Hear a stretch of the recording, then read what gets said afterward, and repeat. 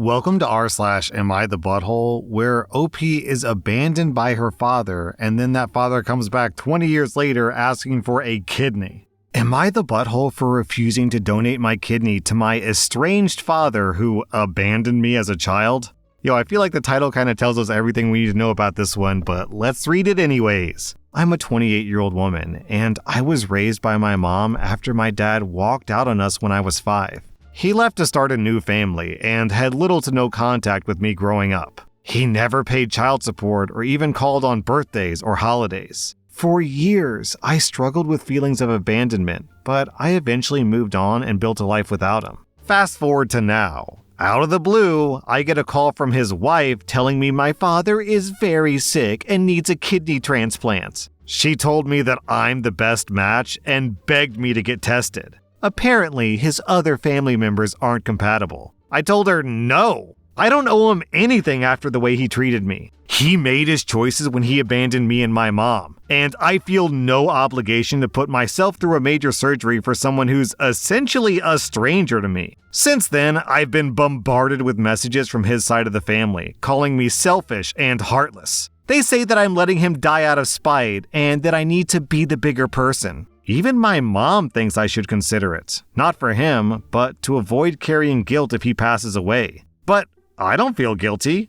I feel like he's reaping what he sowed. But part of me wonders if I'm being too harsh. Am I the butthole for refusing to donate my kidney to the father who abandoned me? I saw some comments down below saying that OP should just say that she got tested and that she wasn't a match to just get them off their back. But I feel like the better solution would be to say that you got tested, say that you're a match, but be like, nah, I think I'll just keep my liver. OP, you get 0 out of 5 buttholes. I'm giving your dad 4 out of 5 buttholes. Am I the butthole for closing my door on my neighbor's face because she really needed peanut brittle? I'm a 20-year-old guy, and I still live with my dad at his house. My mom was in a lengthy battle with breast cancer, and she passed away in August. It wrecked me on so many levels that I was not prepared for. On top of losing my hero, I felt like I should stay with my dad to be here with him and support him. One way to support him is to keep up with traditions and recipes passed down from my mom. When my mom was alive, she would make peanut brittle, fudge, double chocolate crinkled cookies, and she would make like 30 batches of them to put in containers and hand them out to family, friends, me and my siblings' coworkers, and of course, the neighbors. This is my first real year of making all these sweets by myself,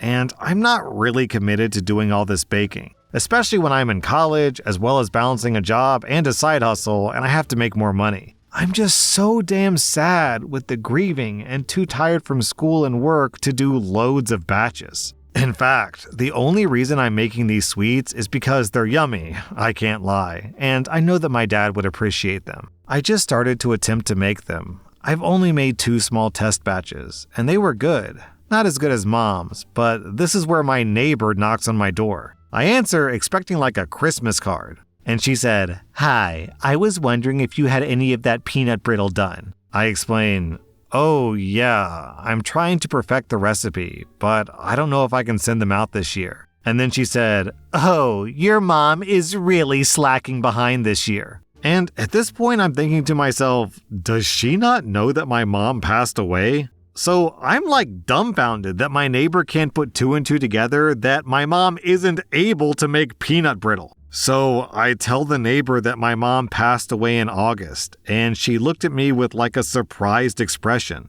She said with like almost a confused tone, "So you're not making peanut brittle at all? How about tomorrow?" At this point, I just closed the door, and my hands are in fists because I'm about to break down in an ugly cry and other bad emotions. My dad finally comes out of his room and asks who it was. Was it a package? And I tell him it was the neighbor wanting peanut brittle. And he looked confused and he told me, "You haven't even figured out the right temperature yet," in like a joking way. But right as he said that, my neighbor texted him saying that I was being snarky to her, so I tell him the full story. He gets teary-eyed because we're still grieving my mom, and he was like, "I guess that just means more peanut brittle for us." Yo, this is crazy. Walking to a neighbor's house and demanding free food is already pretty bad. That's pretty audacious. But then finding out the cook is dead and being like, can you cook it anyways? I'm hungry, is crazy. Yo, is this woman psycho?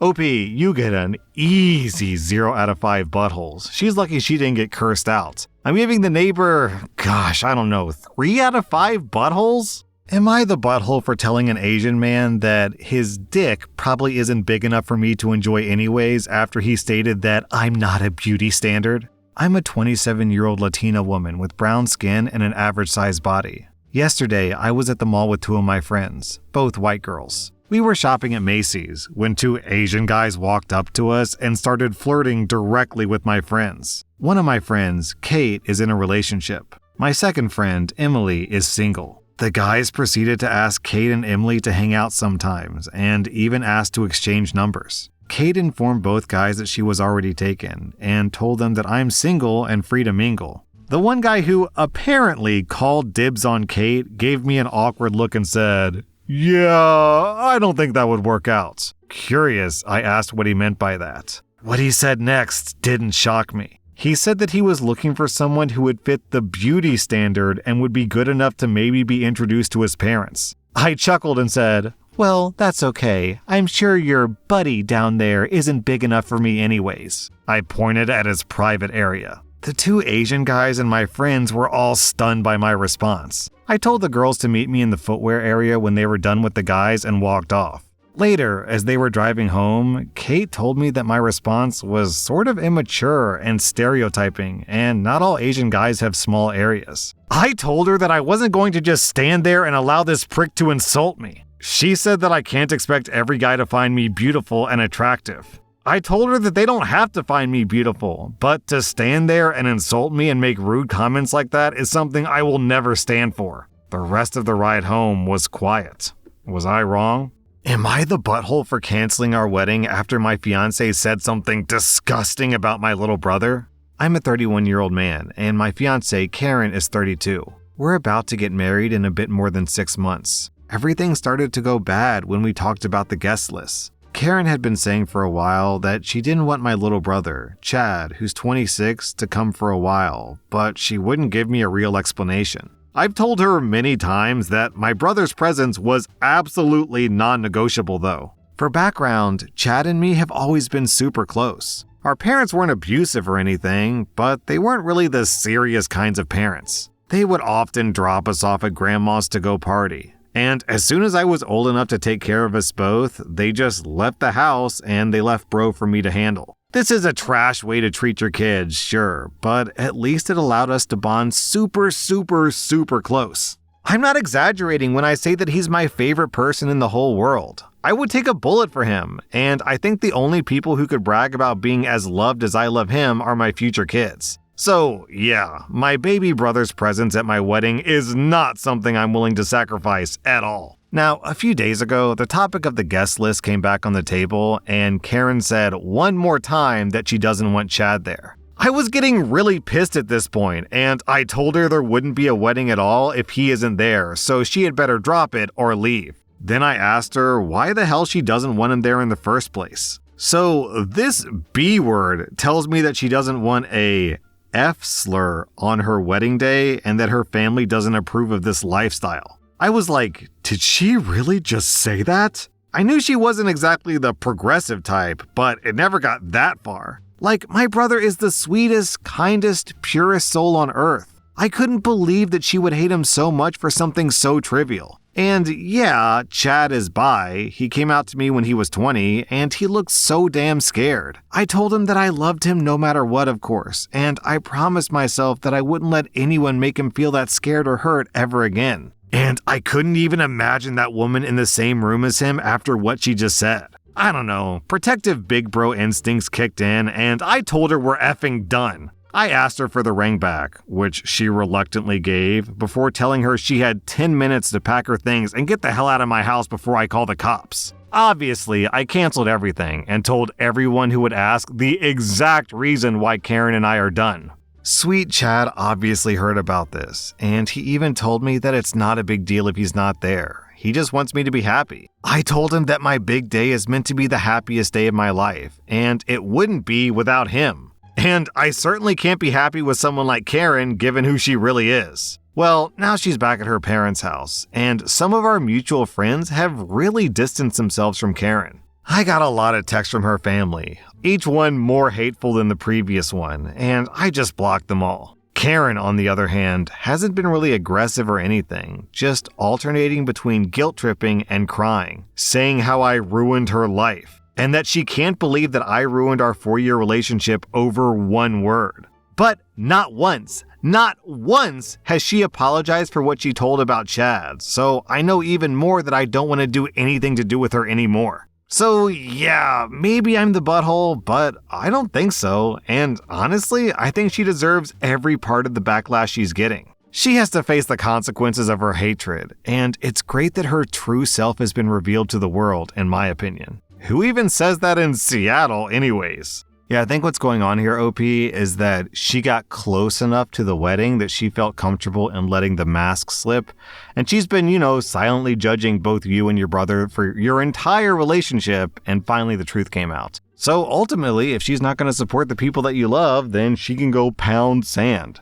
OP, I'm giving you 0 out of 5 buttholes. I'm giving Karen 2 out of 5 buttholes. Am I the butthole for canceling on our family cruise? So, my parents wanted to do a cruise for the holidays. They invited me, a 25-year-old woman, my boyfriend who's 27, my brother who's 28, and his girlfriend 26. My brother, James, has always been the golden child. Back in high school, when James was discovered to be selling pills, he was just going through a phase. Meanwhile, when I got caught smoking weed, my parents threatened to kick me out. James lost his scholarship and dropped out of college 3 different times, but he's still perfect. I graduated a semester late, and I didn't try hard enough. James still lives in the state where he's attending college, and I live in my home state near my parents. He doesn't work, and he's not currently in school. My parents buy him flights all the time to come visit, but they don't buy me a flight to go see him or go anywhere else. My parents send him money for rent and life necessities. He bought a $2,000 dog recently with that money. When I got my first big job at the age of 22, my parents immediately kicked me off their insurance since I had the option of benefits. James was on their insurance until he turned 26. Last year, I got laid off and moved back in with my parents to save money. When I got my new job, my parents told me that I needed to pay $10,000 in back rent, which was never discussed previously. I did finish paying it off and recently moved back in with my boyfriend. This has been a pattern my whole life. James gets everything handed to him, and I have to work my butt off. So now, onto the cruise. My parents said they wanted to do this and bought tickets for themselves, James, and his girlfriend. They told me to get my own ticket since I have a well-paying job. I was super upset and told them that it wasn't fair that I was the only one who had to buy their own tickets. My boyfriend couldn't come due to holiday plans with his own family. My parents said that I was acting spoiled and that green wasn't a good look on you. I'm so tired of hearing that phrase at this point. They said that it's not like I had to get a nice room since we'd be outside for the majority of the time anyways, which is true, but then why did James get a nice room? I decided that I had enough and that I wasn't going. But here's where I might be the butthole. I let them continue thinking that I was for months. Then, on the night before they left, they said to get to their house by 8 a.m. so that we could start the drive to the ports. At 8:30 a.m. that day, they start messaging me asking where I am. I texted them, "Since you didn't want to put the effort in to have me join you, I'll be attending my boyfriend's Thanksgiving instead. Have a nice trip with your favorite child." Then I muted the chat. I talked to some friends about this, and some said that it was petty of me to cancel with no warning. And others said that I should have sucked it up and gone since I would have had fun when I got there. They've been on the cruise for a couple of days now, and I'm starting to regret how I handled things. Yeah, I probably would have had fun, and it's not like I couldn't afford the ticket. I also could have handled the delivery better, but at the same time, I'm so sick of them treating me like this. So am I the butthole for canceling on our family vacation? OP, I hate to point this out, but if you're paying your parents rent and then your parents are giving money to your brother, you're literally just giving money to your brother, effectively. OP, I think what you should do is, since they went on a Thanksgiving Day cruise, you and your boyfriend should go on a Christmas cruise and post lots of pictures in the group chat of you and your boyfriend's amazing Christmas cruise trip. OP, I'm giving you 0 out of 5 buttholes. I'm giving your parents 2.5 out of 5 buttholes. That was r/Am I the Butthole, and if you like this content, check out my podcast where I publish the exact same episodes. Also, hit that subscribe button because I put out new Reddit videos every single day.